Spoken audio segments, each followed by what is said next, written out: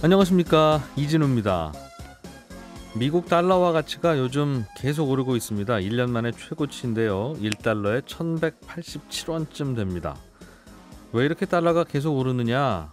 그 이유를 들어보면 미국의 금리 인상이 생각보다 빨라지고 있어서 그런 것 같기도 하고, 물가도 생각보다 길게 많이 오를 것 같아서 그렇다는 설명인데, 그래서 미국 국채 금리도 계속 상승세입니다. 오늘 센터뷰 시간에는 이런 달러 강세가 언제까지 이어질지, 그리고 이런 시기에는 투자자들의 또 어떤 대응이 필요한지 살펴보겠습니다.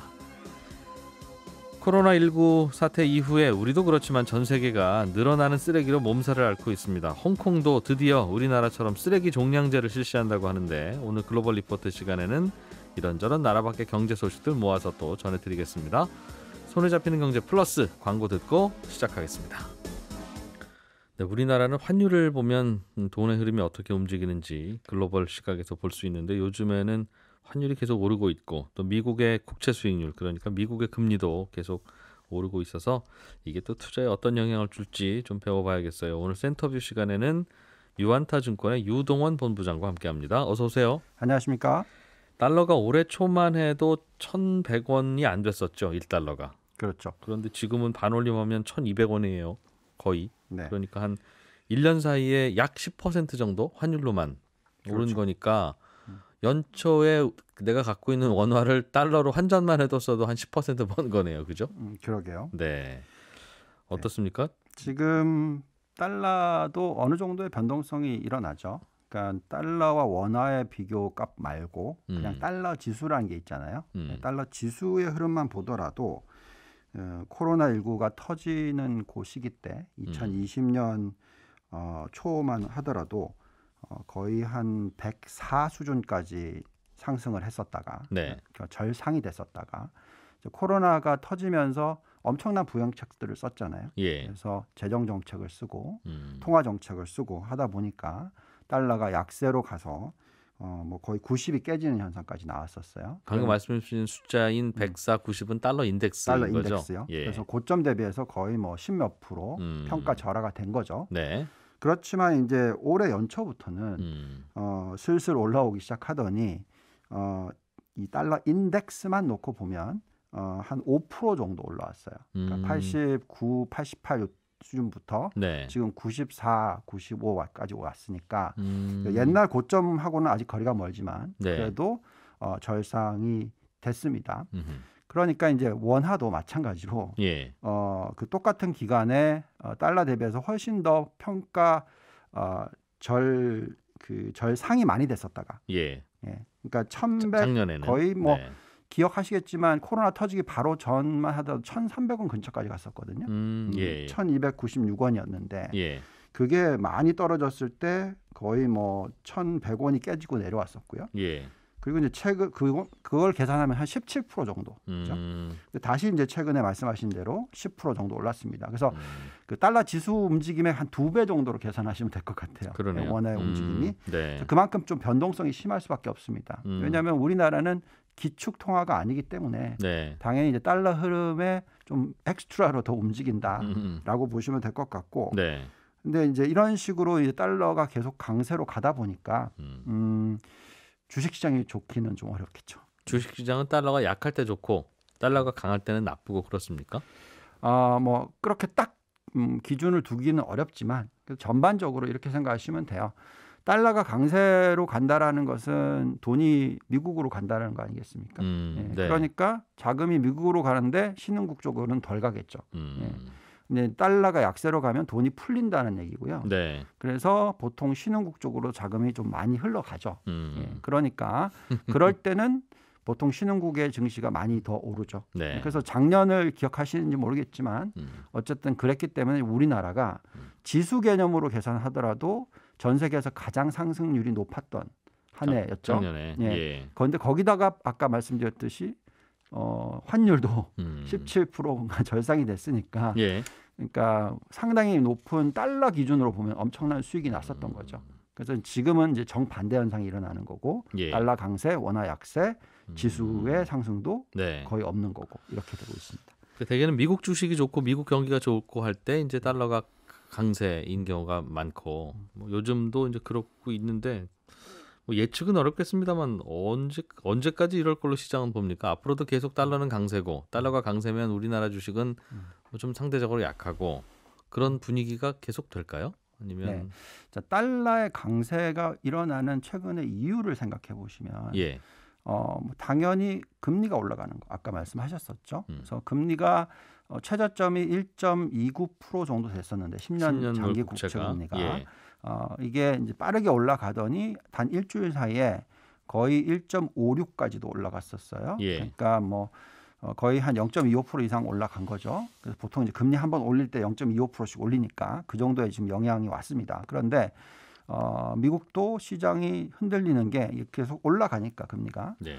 금리가 올라간다는 것은 달러가 강세로 가는 게 맞죠. 보통 이제 금리가 올라가는 추세이고 미국에서 이자율을 더 주겠다고 하니까 그쪽으로 이제 돈 미국으로 가겠죠. 가겠죠. 예, 예. 그런 현상들이 어떤 영향을 미쳤다고 생각하고요. 그렇지만 사실 오히려 더 금리가 더 많이 올라갈 거라고 생각하시는 것 같아요. 지금 현재 시점에서는 지금보다 더. 지금보다 예. 더. 그래서 벌써 시장은 그런 걸 반영을 좀 하고 있다고 생각이 들고요. 그다음에 이제 또 하나 부분은 아까 제가 말씀드렸을 때 달러가 약세로 갔던 구간이 어떤 구간입니까? 부양책을 엄청나게 많이 쓰는 구간이거든요. 예.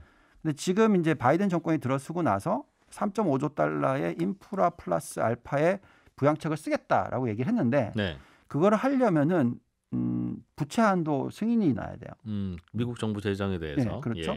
예. 재정에서 풀어줘야지 쓰겠다고 해서 쓸 수 있는 건 아니잖아요. 네. 근데 그게 지금 바들렉이 돼서 지금 공화당과 민주당이 다투는 바람에 아직 통과를 못 하고 있어요. 네. 그러면 그게 이제 부양책을 많이 쓰고 돈을 풀면은 이제 이게 달러가 약세로 갈 텐데 그게 지금 아직 통과를 안 하고 있으니까 예. 오히려 강세 추세를 좀 보여주고 있는 거죠.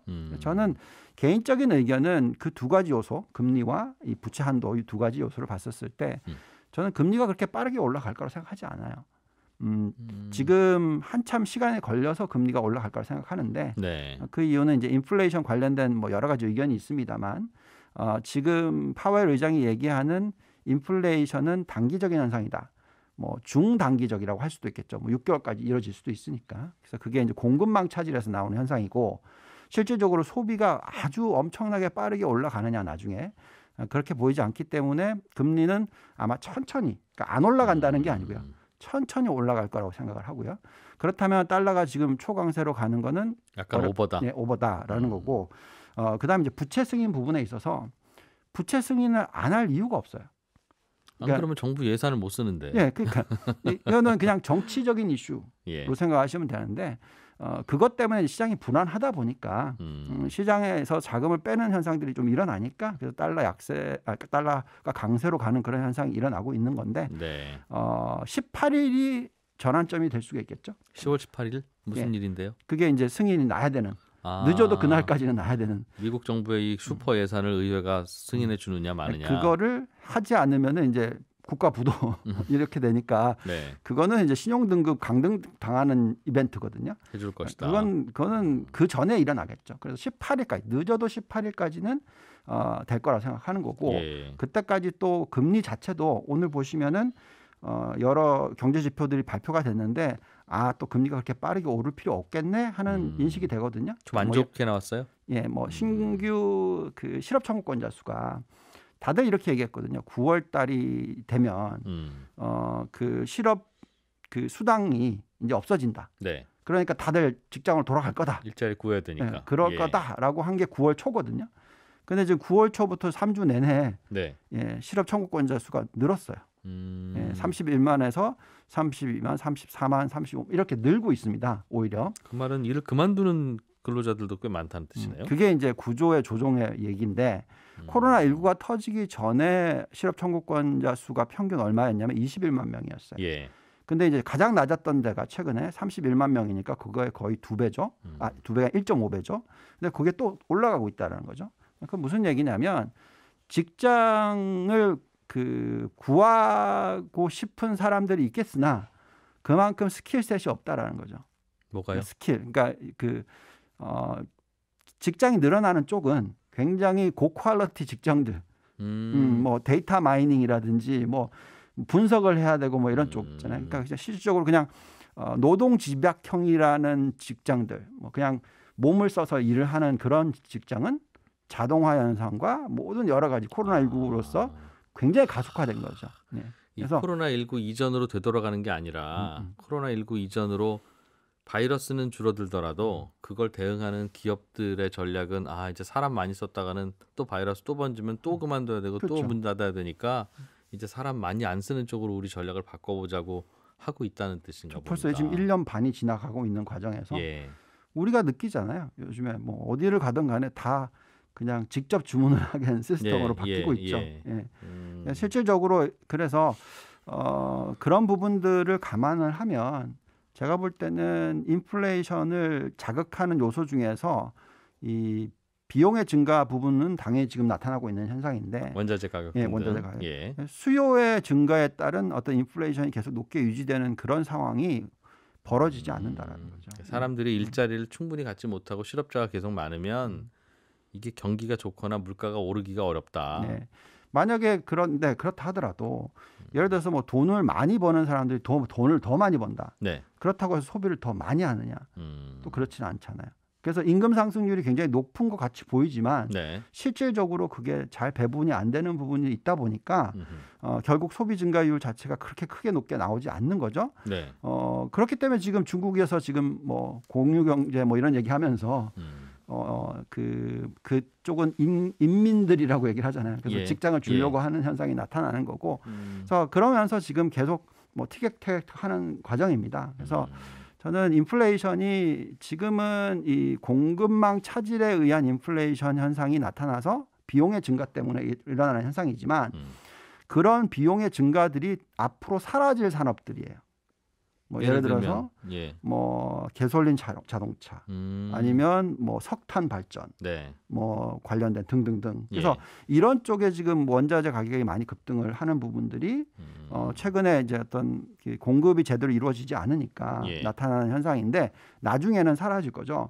그렇지만 또 이런 쪽은 있어요. 뭐 예를 들어서 전기차에 대한 수요가 계속 늘어날 거니까. 예. 그러면 그와 관련된 어떤 원자재들의 가격은 계속 올라가겠죠. 올라가겠죠. 예, 그래서 우리가 항상 어떤 원자재 투자라든지 인플레이션 관련된 투자를 할 때는 이게 미래에 성장을 할 수 있는 산업이냐 아니면 미래에 줄어들 산업이냐를 예. 항상 생각하시면서 보시는 게 중요하다는 얘기입니다. 그럼 미래에 줄어들 산업, 뭐 철강, 화학 내지는 뭐 자동차 등등 대부분 올드 인더스트리가 요즘 원자재 난으로 원가가 올라간다는 건 괜찮다는 걸로 봐야 된다는 그렇죠. 말입니까? 그래서 트랜지토리 그러니까 당분간? 일시적인 인플레이션이다라는 얘기죠. 그러니까 간단하게 얘기하면 이번에 가장 원자재 가격에 영향을 많이 미쳤던 게 뭐냐? 천연가스와 석탄 가격이에요. 예. 그러니까 원래는 이제 유럽 같은 경우에 대부분의 유럽 국가들이 지금 신재생 에너지화로 했단 말이죠. 네. 그러니까 독일, 영국 뭐 등등 다 보시면은 신재생 에너지의 비중이 50% 넘어섰어요. 그랬는데 영국의 지금 풍속이 확 떨어졌어요. 바람이 안 분다면서요? 네. 예. 그러다 보니까 발전량이 확 줄었죠. 그러니까 다른 게 필요하네. 그러다 보니까 이제 석탄 가격이 예. 석탄으로서 전력을 생산하는 게 가장 싸잖아요. 예. 그러니까 그게 석탄 가격이 네. 갑자기 확 올라간 거죠. 그런데 우리가 지금 방향은 그렇잖아요. 이런 석탄 발전이나 화석 연료를 써서 뭔가를 하면 이게 다 공해와 연결이 되고 따라서 지구 온난화 현상이 일어나고 코로나도 그것 때문에 생겼다 뭐 얘기도 나오고 그러니까 장기적인 미래를 갉아먹는 현상이다라고 생각하고 인식이 바뀌었잖아요. 그래서 다들 선언한 게 1935년 뭐 40년 50년까지 제로 탄소 배출 2030년, 2050년까지. 죄송합니다. 2030년, 2050년. 그러면 제로 배출로 가는면 당연히 이쪽은 점점 줄어들겠죠. 마찬가지로 그러니까 뭔가 원자재가 부족하지만 어차피 그 수요도 줄어들 거니까 저절로 나중에는 그렇게 되고 오히려 이제 전기차 수요나 신재생 에너지 수요가 계속 늘어날 거고 그쪽 관련된 원자재들이 올라가는 거는 네. 충분히 가치가 있고 투자를 할 만하지만 그 탄소 배출이 많이 일어나는 그러니까 과거 가스나 원유가 올라가는 건 그런 쪽에 대해서는 너무 민감하게 반응하실 필요는 없다라는 거죠. 친환경으로 가려면 앞으로도 말씀하신 연도가 2050년이면 지금으로부터 30년 후인데 우리 투자자들의 시기에는 길어야 1, 2년 아니겠습니까? 그러면 앞으로 1, 2년 동안 굉장히 고생스럽고 나중에 투자에 성공해봐야 그게 큰 의미가 없는 거라서 네. 시야를 조금 짧게 해도 괜찮을까요? 그러니까 그런 부분들의 지금 생산을 일으키는 데 있어서 네네. 예를 들어서 전기차가 지금 신규 자동차로 계산하면 그러니까 테슬라 같은 경우에 전체의 한 10%가 좀 넘어요. 시장 그러니까 신규 자동차에 대해서. 네네. 근데 이제 이건 당연히 50%까지 넘어가는 거잖아요. 그래서 그 신차가 제대로 빨리빨리 안 나오니까. 예. 그래서 그 과거에 그 중고차들 가격이 급등을 하면서 인플레이션 영향을 미쳤죠. 그런데 제가 볼 때는 지금 그거에 대한 가장 중요한 핵심 포인트는 반도체, 차량용 반도체 공급입니다. 예, 그죠? 예. 그게 풀리는 순간을 계산해 보시면 이제 대충 내년도에 많이 풀리게 되는 부분들이 있어요. 그럼 그게 들어오기 시작하면은 공급이 지금 신규 차의 10%밖에 안 되는 전기차가 예. 뭐 거의 50%로 가는 게 아주 빠르게 일어날 수도 있겠죠. 그러면 당연히 이제 인플레이션 쪽이 많이 떨어질 겁니다. 예. 왜냐하면 가솔린 차와 전기차의 차이는 디플레이션 압력을 가지고 와요. 왜냐하면 부품 수가 50% 이상 주니까. 예. 그리고 모든 게 자동화로 돼 있잖아요. 그래서 여러 가지 부분을 다 생각해 보면 또 뭐 자율주행까지 연결이 되면 그래서 장기적으로 보면 당연히 인플레이션이 낮아진다. 이건 당연한데 네. 말씀하신 대로 얼마나 빨리 대체를 하느냐. 그게 될 거냐? 예. 근데 그거에 대한 정답은 아무도 없어요. 그러겠죠. 누가 알겠습니까, 네, 사실은. 길게 보면 디플레, 길게 보면 낮은 금리, 길게 보면 뭐 특별하게 오를 것도 없고 오히려 불경기 걱정해야 되는 건데 당분간 최근 요즘 흐름은 약간 그렇지는 않다. 그렇죠. 뭔가 꼬여 있어서 그러나 그게 길게 가지는 않을 것이다라는 전망 하에서라면 투자는 어느 쪽으로 좀 생각을 하는 게 도움이 될까요? 네, 그러니까 저는 이제 이런 생각을 합니다. 그 뭐 많은 분들이 그 돈나무 캐시우드에 대해서 얘기를 많이 하잖아요. 네.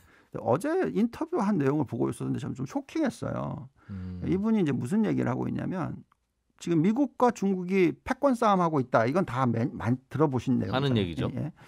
근데 이제 패권 싸움이라고 얘기하는 이유로 보면 GDP의 규모로 봤었을 때 중국이 미국을 뭐 일시적으로 추월했었다. 네. 뭐 이런 얘기까지 하면서. 근데 어쨌든 지금 계산하면 한 70% 수준이에요. 중국이. 미국의 70% 수준인데 네. 앞으로 지금 현재 미국의 GDP가 22조 달러인데 네. 2035년까지 지금 현재의 전망치는 그게 한 많이 올라가봐야 한 28조 달러 정도로 갈 거다. 앞으로 4년 동안에. 그러면 연 환산을 하면 한 2%가 안 되는 성장률이에요. 1.7%, 1.8% 정도 성장률이란 말이죠. 근데 이제 이분이 얘기하는 캐시우드가 얘기하는 거는 아니다. 40조 갈 거다. 40조 달러 갈 거다. 경제 성장이 예상보다 빠를 것이다. 미국이. 훨씬 높을 거다. 근데 그 숫자를 계산했더니 그럼 40조 달러 가려면 연간 얼마나 올라야 되냐 복리로 4.7%가 올라야 돼요. 그 큰 경제가. 그렇게 생각하는 근거가 있을 텐데요. 그게 바로 생산성 향상, 자동화, 뭐 기술 혁신, 전기차, 뭐 말하는 지금 그러니까 모든 부분에 이분이 얘기하는 여러 가지 산업들이 있어요. 뭐 DNA 시퀀싱 관련된 거, 뭐 또 블록체인 기술, 뭐 IT 관련돼서 자동화 관련된 부분, 뭐 그 5개 얘기들을 많이 하는데 어쨌든 다 들어보면 뭐 말이 돼요. 그래서 그만큼 생산성이 높아진다라는 것은 GDP를 그만큼 높이게 되는 거거든요. 많이 생산한다는 뜻이고 많이 번다는 뜻이고. 그렇죠. 그래서 그렇게 계산하면 미국은 계속 어쨌든 중국과 경쟁해서 미국이 할 수 있는 거는 인구가 적잖아요. 그죠? 인구는 3억 3천. 중국은 14억. 거의 뭐 4배 수준이잖아요. 미국이. 죄송합니다. 중국이. 그러니까 미국은 어떻게 해서든지 생산성을 높여서 소수정예로. 그렇죠. 그러려면 무조건 이쪽에 투자를 해야 되고. IT 쪽 첨단 산업에. 그래서 많은 분들이 지금 막 뭐 금리가 올라가니까 뭐 이러면서 가치주를 막 사야 되고 뭐 성장주 다 버려야 되는 것처럼 얘기를 하시지만 그건 제가 볼 때는 물론 제가 캐시우드님이 얘기하는 것만큼 그렇게 빠르게 성장할 거냐 그건 잘 모르겠으나 어쨌든 방향은 맞다고 생각하고 그런 과정에서 아마 미국 성장률이 예상보다 계속 높게 나올 수가 있는 부분이고 예. 그렇다면 우리는 그 성장이 어디서 나올지를 항상 생각해야 된다. 그러면 생산성 향상에 연결돼 있는 산업들에 대한 투자만 많은 아니지만 그게 가장 중요할 거다. 네. 그래서 우리가 항상 얘기할 때 성장주냐 가치주냐 얘기할 때 그래도 성장주 비중을 많이 가져가야 된다라고 얘기하고 있습니다. 오늘 환율이 왜 자꾸 오릅니까? 이런 질문으로 시작한 것이었는데 쭉 한 바퀴를 돌고 보니 최근에 환율이 오르는 건 길게 볼 상황은 아니고 미국만 유독 좋아지거나 혹은 원자재 가격이 특별히 오르거나 하는 단기적인 요인 때문인 것 같고 네. 전반적으로는 실업률이나 이런 게 더 좋아질 리가 없어서 전반적인 장기적으로는 저금리를 예상하는 가운데 네. 인류가 그걸 극복하기 위한 노력이 하이테크나 빅테크 산업의 투자, 혁신 이런 쪽일 수밖에 없으니까 그쪽이 투자의 대상일 거다. 그런 말씀이네요. 한 가지만 더 얘기를 할게요. 네, 예. 만약에 부채 비율이 너무 높아져서 걱정을 하신다면 네, 부채를 줄여서 만약에 그걸 해결하려고 하면 네, 그거는 경제가 망가져요. 그러겠죠. 그러면 예. 당연히 우리는 주식 다 던지고 금융상품은 엉망이 될 거고 예, 엄청난 사회적인 불만과 불안이 생기는 거겠죠. 예, 근데 다른 방법으로 해소하는 것은 부채가 조금씩 느는데 오히려 GDP나 예, 그죠? 자본이 빠르게 늘면 예, 부채 비율이 떨어지죠. 네, 그거를 썼던 방법이 언제냐? 미국이 예, 1950년부터 1970년대에 그렇게 썼었어요. 왜냐하면 2차 세계 대전이 지나고 부채를 왕창 늘려놓고 예, 빠르게 이제 인플레이션과 그 GDP 성장률을 높여서 부채 비율을 떨어뜨렸단 말이죠. 예, 그러니까 저는 똑같이 그렇게 갈 거라고 생각하는 거죠. 근데 그렇게 하려면 예, 고금리에는 절대로 안 이루어져요. 음. 낮은 금리를 오랫동안 유지해야지만 가능합니다. 그러면 앞으로도 돈은 계속 풀 거고 뭐 주식 부동산은 계속 강세를 띌 수밖에 없고 네. 그 과정에서 굳이 선택을 한다면 성장주 하이테크주이라는 논리에는 아직 변함은 없는 변함이 것 같다. 없다. 네. 유한타증권의 유동원 본부장이었습니다. 고맙습니다. 감사합니다. 네, 우리가 놓치기 쉬운 나라 밖 경제 소식 살펴보는 글로벌 리포트 시간입니다. 해담경제연구소 어예진 소장님 어서 오세요. 안녕하세요. 소장님 나오시면 이제 한 주가 다 끝났구나. 네. 금요일의 마지막 코너. 마음이 굉장히 편하고. 네. 갖고 오신 아이템이 가끔씩 심각하긴 한데도 네. 그래서 또 너무 즐겁게 듣는 거 아닌가 하는 생각도 들고 그랬네요. 자, 오늘 갖고 오신 소식의 첫 번째는 홍콩이 쓰레기 종량제를 시작한다. 우리나라처럼 이제 돈 주고 쓰레기 봉투 사서 버리는 것을 시작한다는 겁니까? 맞습니다. 아직도 안 하고 있었나? 이런 생각이 먼저 드네요. 네, 아직도 안 하고 있었어요. 어. 구분 없이 예. 막 버렸어요. 길에다 쓰레기통에다. 네, 그러니까 뭐 음식물, 일반 쓰레기, 재활용 쓰레기 모두 한 곳에 들어갔거든요. 예. 뭐 대형 쓰레기 정도만 뭐 아파트나 수거업체 연락해서 버리는 쓰레기통에 안 정도. 들어가니까. 네. 이제 뭐 분리수거 한 사람도 있는데 뭐 지역에 따라서 기껏 다 분리수거 해놨더니 수거업자가 한 대 모아서 가져가더라. 네. 이런 경우도 있거든요. 음식물 쓰레기도 가장 되게 문제인 게 예. 이 홍콩 그 도시 쓰레기 중에 한 30% 정도가 음식물 쓰레기예요. 이게 많은 거예요?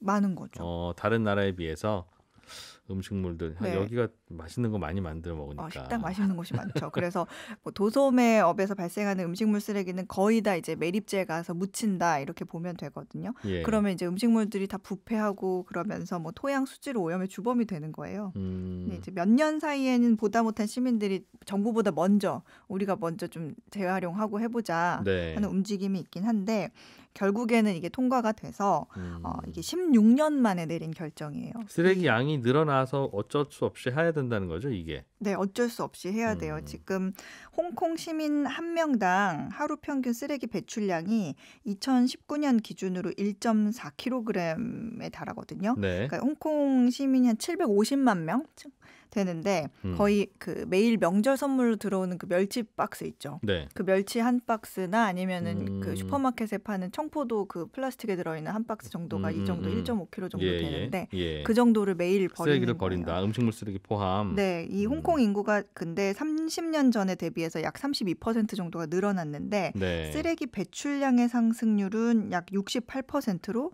인구 증가율의 거의 2배가 넘죠. 인구도 늘고 한 사람이 버리는 쓰레기도 늘고 네. 갖다 버릴 곳은 점점 없어지고. 네, 반대로 재활용률은 떨어지고 있어요. 오히려 재활용 잘 안 하게 되는 거예요. 예. 근데 이제 말씀하신 대로 해야만 하는 상황이 된 게 2018년부터 그 중국이 생활 폐기물 수입 금지했잖아요. 예, 근데 내보낼 곳이 없어지니까 아하. 이거를 매립하지 않으면 처리할 방법이 없는 거예요. 근데 또 여기서 더 문제는 지금 홍콩 내에 그 현재 3개의 쓰레기 매립지가 있어요. 예. 원래는 더 많았는데 한 뭐 10-대여섯 개 정도 있었는데 다 차서 폐쇄가 되고 지금 3개가 남아 있는 거예요. 근데 이 매립지들이 2030년, 그러니까 한 8-9년이 지나면 전체 포화 상태가 될 거다. 이런 예상이 있습니다. 그래서 쓰레기 종량제를 한다. 쓰레기 종량제를 하면 효과가 2가지가 있는 게 하나는 쓰레기 봉투가 비싸니까 가능하면 쓰레기를 줄이려고도 하고 그냥 그 남는 음식 버리지 말고 빨리 먹어. 이렇게.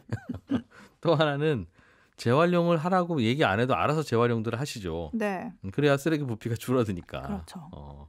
그래서 우리가 해보니까 야 이거 참 귀찮아서 그렇지 좋긴 참 좋은 거다라는 생각을 하는데 네. 홍콩은 언제부터 한답니까 이걸? 당장은 아니고 2023년 2분기부터 시작합니다.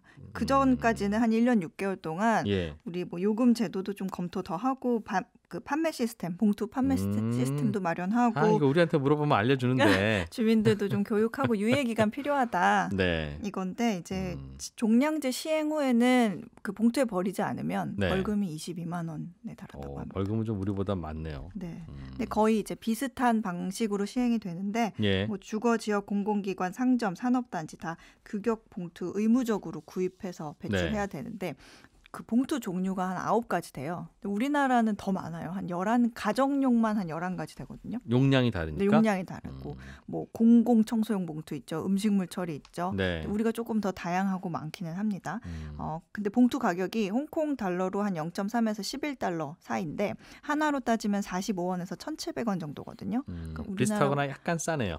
약간 비싸요, 우리나라보다. 우리나라 그래요? 네. 큰 거 우리나라 되게 비싼데. 그 이제 어쨌든 규격에 따라서 예, 리터당으로 예. 계산을 리터 하니까 계산하니까 네, 좀 비싸더라고요. 비싸더라. 예. 네, 그리고 뭐 산업 폐기물도 톤당 무게 따져서 매립지로 들어가는 게이트 수수료라는 명목으로 내야 되고. 예. 근데 이제 현지 언론에서 계산을 해보니까 일반 가정이 쓰레기를 버리기 위해서 매달 한화로 5,000원에서 8,000원가량 지불하게 될 가능성이 높다. 이런 기사가 나왔거든요. 네. 근데 정부가 이렇게 되면 일부 생활이 어려운 시민들에게 추가적인 지출 부담이 될 수 있다고 본 거예요. 한 달에 5,000원이. 네, 그래서 그렇게. 사회복지 차원에서 저소득층과 고령층 시민에게는 매월 한화로 약 1,500원 정도를 지원하기로 했어요. 네. 그랬더니 일부 시민들이 그렇게 무료로 봉투 살 돈을 주거나 봉투를 이렇게 나눠주게 되면 그 남는 봉투 다시 파는 사람도 생길 수 있지 않냐 네. 이런 불만이 나오기도 하고 있습니다.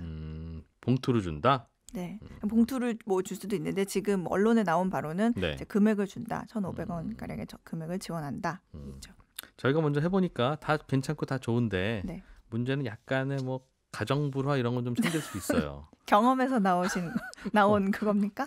주로 이제 각자 알뜰함의 정도가 다르잖아요. 가족 네. 구성원들이. 네. 그러니까 누구는 쓰레기 봉투 좀 덜 찾는데도 그냥 깨끗한 걸 더 좋아하는 분은 그냥 빨리 다 버리게 하고. 네네네. 그 아직도 한 2덩어리는 더 들어가겠구만 그렇죠. 하면 꾹꾹 눌러야 되는데 이제 네. 그걸 가지고 이제 의견차가 생기면 그런 경우도 있고. 네. 뭐 어쨌든 우리나라 종량제를 벤치마킹 한 겁니까? 아니면 우리도 어딘가에 베껴온 건지 이걸 잘 모르겠네요. 일단은 홍콩 같은 경우에는 벤치마킹 한 것 같아요. 네. 제가 홍콩 정부 홈페이지에 들어가 보니까 떡하니 잘 시행되고 있는 사례로 홍콩하고 그 대만의 타이페이가 소개돼 있더라고요. 서울과 타이페이. 네, 서울과. 예. 뭐라고 써 있나 봤더니 서울이 1995년 쓰레기 종량제를 실시한 이후에 15년간 서울의 쓰레기 재활용률이 29%에서 66%까지 올랐더라. 네.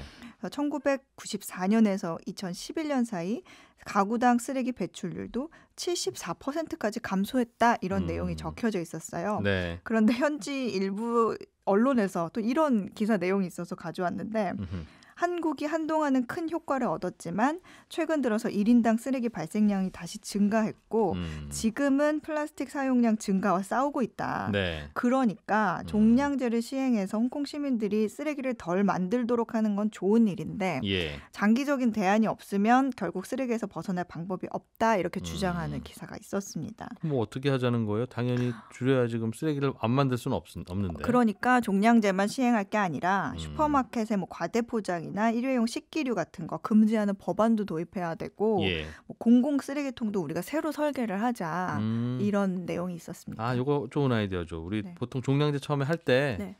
지금이야 그런 분 많지는 않은데 예전에는 집에 있는 쓰레기 몰래 그 큰 길가에 공공 쓰레기통에 버리기도 하고 그래서 공공 쓰레기통도 많이 없어졌죠 요즘 우리나라가. 네. 길 가다 보면 뭐 버릴 만한 데가 마땅치 않죠. 쓰레기통이 많이 있지는 않죠. 네. 그래서 집안 쓰레기는 안 들어가고 담배꽁초 정도만 들어가게 구멍을 작게 만드는 게 필요한데 홍콩 한번 가서 제가 알려줘야 되나요? 전문가시죠. 배우겠죠 뭐 예. 하나하나. 예. 자, 홍콩 잘 되길 바라겠습니다. 종량제 화이팅. 독감 예방 접종하는 시기가 왔는데 네. 올해 독감 백신은 예전에 비해서 효과가 별로 안 좋을 수 있다는 얘기가 있어요. 네. 무슨 얘기입니까? 그러니까 우리가 그간 너무 안전하고 위생적으로 지냈던 거예요. 이게 무슨 말이냐면 그 마스크를 쓰고 뭐 거리두기 하고 손 열심히 씻고 집에서만 주로 지내니까 예. 그런 독감은 물론이고 코로나 같은 이 호흡기 바이러스의 확산을 막는 효과를 낸 거죠. 근데 이게 지난 겨울 독감을 맞는데 얼마나 큰 도움을 줬냐 하는 게 수치로 나와 있어요.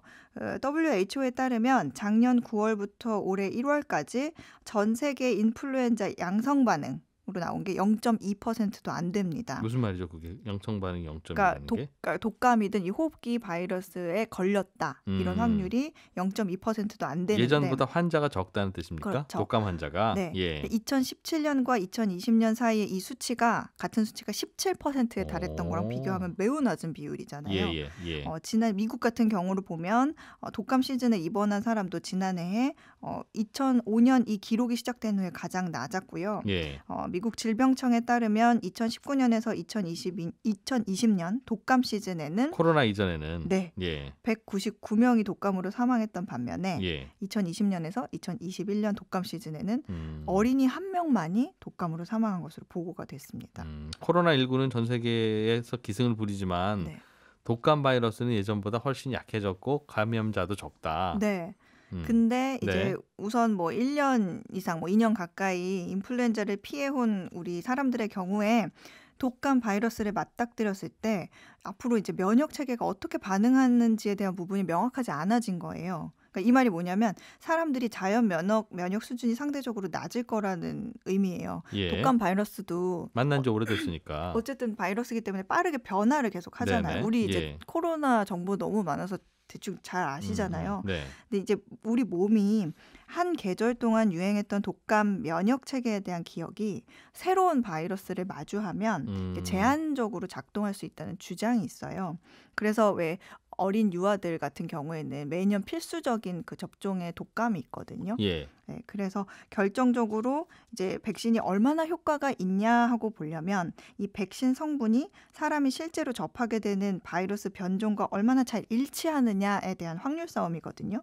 그러니까 서로 잘 맞지 않으면 백신 효과가 떨어지잖아요. 백신이라는 게 쉽게 얘기하면 돌아다니는 바이러스 잡아서 네. 살짝 기절시킨 다음에 야 몸에 들어가 그러면 기절한 녀석이니까 우리 몸을 많이 힘들게는 못하고 네. 그러나 우리 몸속에 있는 항체들한테 자 이제 이런 거 들어올 거니까 잘 막는 연습하세요 하는 이른바 이제 훈련 시켜주는 건데 맞아요. 근데 지금 유행하고 있고 지금 돌아다니는 바이러스가 뭔지를 잘 잡아서 넣어줘야 되는데 네. 지금 돌아다니는 바이러스들이 별로 없다 보니까 취합된 정보가 적다 보니까 예. 백신 불일치 가능성이 더 높아진다는 얘기. 백신 만들기가 어렵다. 네. 독감 백신을 워낙 잘 안 돌아다녀서. 네. 아 그래서 독감 백신이 그럼 쉽게 잘 만들어지려면 독감 바이러스가 여기저기 많이 돌아다녀야 된다는 뜻인가 봐요. 일단은 그거를 취합하는 기관이 있어요. 예. 그러니까 데이터가 많으면 많을수록 좋겠죠. 독감 시즌이 보통 매년 10월경에 시작돼서 우리 같은 경우에는 다음에 1, 2월에 최고조에 이르는데 이 백신 만드는 회사들이 백신을 여러 종류를 만들어서 뭐 실험도 하고 제조하는데 한 6개월 정도가 걸리거든요. 예. 이 기간에 WHO가 개입을 해요. 예. 이 WHO 안에 있는 글로벌 인플루엔자 감시 대응 체계라는 조직이 있는데 GISRS라는 곳인데 예. 이곳이 뭐 하는 곳이냐면 1년 내내 그 호흡기 시료를 채취하는 123개국에 있는 연구소랑 공중보건기관들의 그 네트워크라고 보면 돼요. 그러니까 이 123개국 연구소와 기관들이 인플루엔자 바이러스의 유전자를 쫙 배열해서 뭐 표면에 있는 단백질 특성도 분석하고 세상에 돌고 있는 가장 보편적인 바이러스 뭐 그림, 뭐 변이되는 방식 여러 가지 정보 어떤 게 새로 나온 건지 예. 이거를 WHO에 다 보내줍니다. 예. 그럼 이 데이터를 받은 WHO가 매년 2월과 9월에 업계 전문가들을 모아서 이번 시즌에 뭐 북반구, 남반구에는 네. 뭐 이런 게 도니까 백신의 표적이 되어야 할 독감 종류는 이런 겁니다 하고 권고를 해줘요. 네. 그래서 올해 2월에도 백신의 표적이 될 4개의 바이러스가 선택이 됐고요. 우리가 지금 10월, 9월부터 맞을 백신이 바로 그 바이러스들이 막는 백신이 되는 거죠. 네. 그런데 WHO가 권고할 만한 것도 마땅치 않고 백신 회사들도 올해는 뭘 가지고 백신 만들어야 되지? 잘 모르겠네. 이제 이런. 일단 하긴 했는데 그 바이러스가 얼마나 적중이 될지는 네. 예. 그런 상황이다. 네. 그래도 겨울이 되면 독감 백신 맞아야 될 것 같기도 하고 그런데 지난해에도 그랬으니까요. 네. 코로나 백신하고 같이 맞는 건 괜찮습니까? 제가 이걸 취재하면서 찾아봤는데 예. 저는 오늘 맞아야겠다 이런 생각이 개인적으로는 들었습니다. 독감 백신이 나오면 네, 나와 있어요. 지금 9월 중순부터 예. 맞을 수 있거든요. 예. 네, 미국 그 질병통제예방센터 홈페이지 통해서 다른 백신 접종 시기와 상관없이 코로나 백신 맞아도 된다 이런 얘기가 있었고 네. 우리나라 보건당국에서도 백신을 함께 접종해도 된다라고 발표가 돼 있어요. 괜찮은 쪽으로? 다만 그 같은 날에 맞을 경우에는 다른 팔에 양팔에 이렇게 맞아요. 그건 굳이 당부하지 않으셔도 사람들이 알아서 아프니까. 그렇죠. 그리고 이제 건강 상태에 따라서 알겠습니다. 시간이 많지는 않은데 하나만 더 하죠. 네. 요즘은 영화들이 만들어지면 네. 극장 개봉하고 동시에 넷플릭스 같은 이른바 유료 스트리밍 서비스에도 같이 개봉을 하는 네. 그런 경우가 더 많아지고 있는 게 요즘 영화 산업의 트렌드다. 트렌드죠. 좋은 거예요? 아니면 뭐 다른 원래는 논란은 없어요? 이게 극장에만 하다 보니까 예. 코로나 때문에 수익이 안 나서 그런 거예요. 결국에는 원래는? 수익을 내려면 예. OTT 같은 곳에까지 동시 개봉을 해야 이게 결국에 영화 산업이라는 게 순환이 돼야 되거든요. 네. 제작사, 배급사 다 이익이 보려면 음. 그랬는데 이제 바뀌었어요. 갑자기 트렌드가. 왜냐하면 불법 복제 영화가 너무 많이 만들어지는 그러니까 OTT 거예요. 즉 넷플릭스 같은 곳에 먼저 푸니까 먼저 푸니까 옛날에는 극장에만 먼저 개봉을 하면 캠코더 같은 걸로 들고 가서 찍어오신 분 있고 떨면서 있죠. 화질 안 좋고 그랬는데 스트리밍 서비스에서 개봉이 되니까 이거를 짧게는 몇 분에서 길면 1시간 안에 복제가 가능한 거예요. 화질도 깔끔하게. 너무 좋고. 그렇다 보니까 영화사들이 수익을 얻을 수가 없고 굉장히 손실을 많이 보다 보니까 예. 우리 이제부터는 이렇게 안 하고 극장 먼저 전통적인 방식으로 개봉을 먼저 하겠다. 복제 못하는 곳부터 먼저 하겠다고 바꾼다. 네. 사람들이 영화관에 좀 가야 되는데 이제 앞으로 슬슬 갈 거다 이 말이군요. 그렇게 예상한다. 네, 실제로도 뭐 그렇게 영화관에 먼저 했더니 박스 오피스 1위 하면서 수익이 늘고 있다 이런 얘기가 나와서요. 네. 그래요. 영화관에서 이제 안 하고 다들 그 스트리밍에서 먼저 푼다고 해서 앞으로도 계속 이렇게 되나 했는데 영화업계에서는 그래도 극장에 먼저 내놔야 돼. 네, 그런 지켜야 쪽으로. 한다. 이런 상황입니다. 해담경제연구소 어예진 소장이었습니다. 고맙습니다. 감사합니다. 네, 일주일이 다 지나고 이제 10월이 됐습니다. 주말 즐겁게 잘 보내시고 저는 월요일 아침 8시 30분에 다시 인사드리겠습니다. 손에 잡히는 경제 플러스와 또 손에 잡히는 경제 아침 방송은 홈페이지나 팟캐스트에서 오시면 다시 듣기 하실 수 있습니다. 재밌는 내용 많으니까요. 주말에도 다시 듣기 하시면서 저와 만나시죠. 월요일에 뵙습니다. 고맙습니다.